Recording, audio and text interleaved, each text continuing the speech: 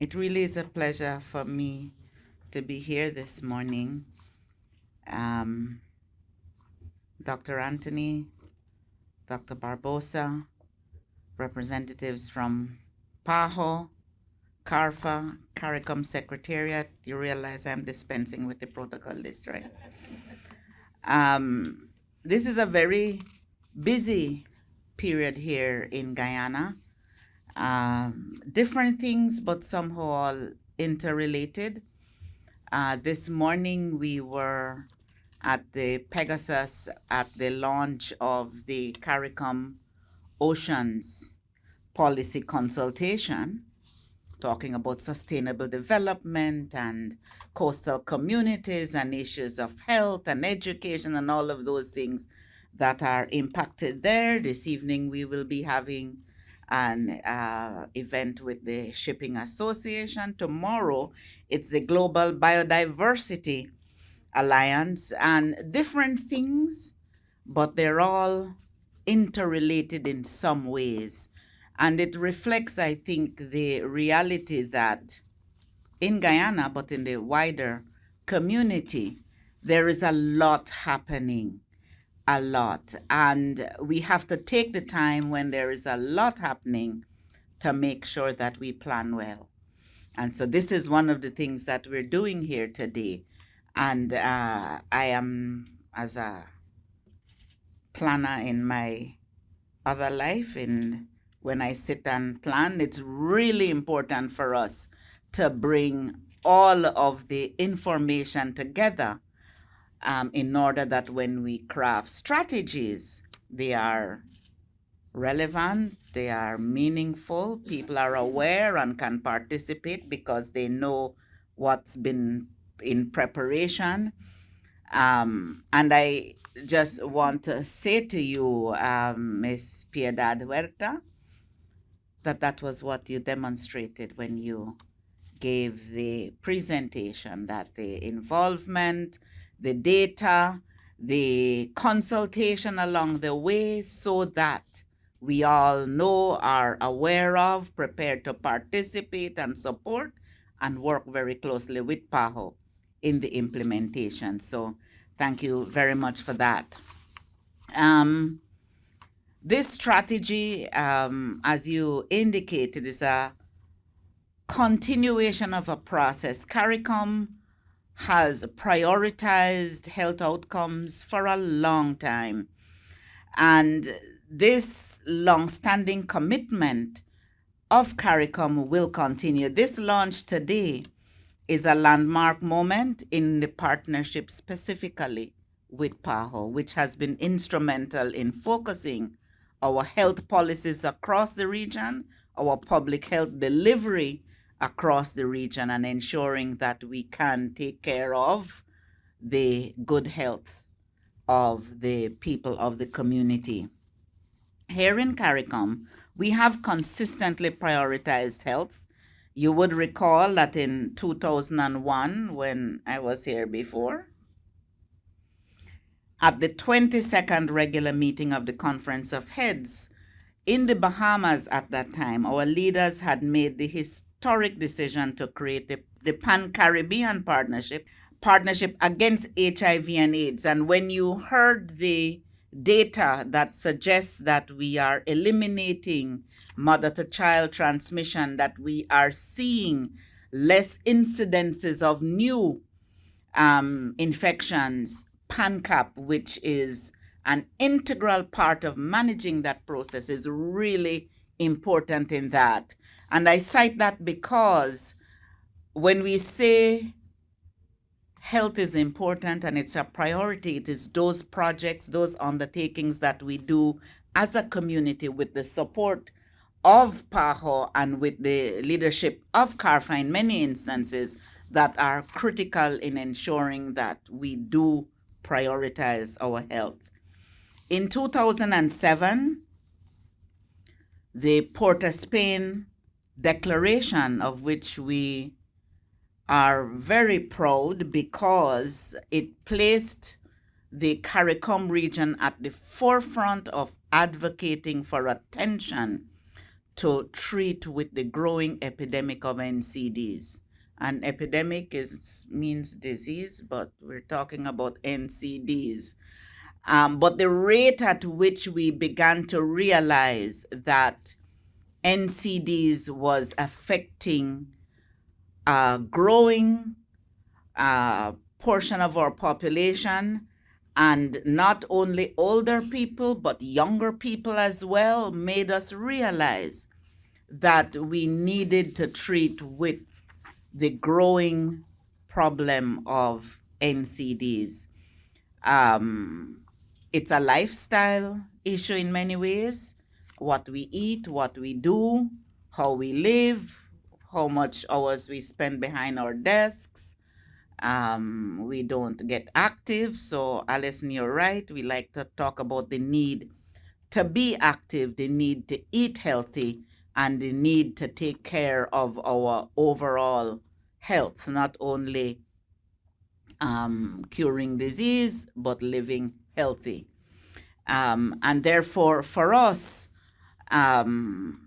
the problem of NCDs remains a critical issue. And so I am really pleased to see it in the policy. We really need to mainstream our approaches at the national and regional levels to ensure that our population is well educated, aware of the linkages between what we eat, what we don't do, and how healthy we are. When I say what we don't do, I mean we don't exercise enough.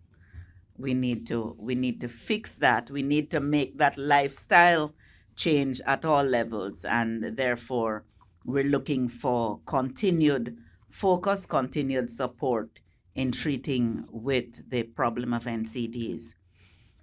COVID-19 taught us many lessons. One of the most important lessons, of course, was the importance of institutions like CARFA, but also the collaboration among the institutions, CARFA, PAHO, the University of the West Indies, and the other regional universities, to ensure that our member states were always informed of new treatment options, availability of vaccines, and all that was necessary in order to allow us to treat with that pandemic. We also learned that pandemics are not only a matter of health, it's a matter of economics, it's a matter of ability to survive as a community. The economic impact of COVID is still being felt across our community. We are growing out of it, but the lessons learned, such as, and we like to say this, the need to ensure that we have access to fresh, healthy food. Because there was a time during the pandemic period when the disruption to shipping made some of our countries unsure that the ships bringing the food could arrive in time. Now, we never had a crisis, but we knew that there could have been one. And what that has done is to place greater focus for us on the need to ensure healthy food. So investments in agriculture, investment in food production in particular, and getting our young people involved in agricultural activities so that they are creating the next generation of food producers, of farmers, and making a living at it. The PAHO-CARICOM sub-regional strategy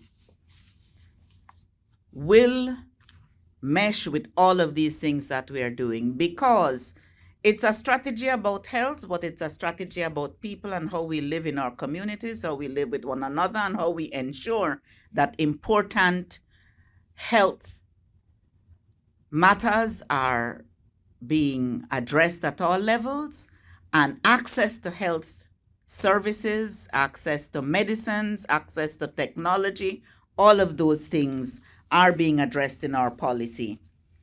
We want to be sure that as we work together, we are focusing on the needs of the community. That's why this strategy is so important, and that's why the preparation of this strategy, taking into account the information on the ground, the involvement of all our countries or institutions, so that we are clear in our minds that we are dealing with the health priorities of our region. We want to be sure as we move ahead that the priorities identified in the strategy, strengthening human resources, using digital health innovations, enhancing our emergency preparedness, addressing climate-related health threats, securing sustainable financing, really very important. All of those things are being addressed in the policy, and all of those things need to receive direct focus throughout its implementation.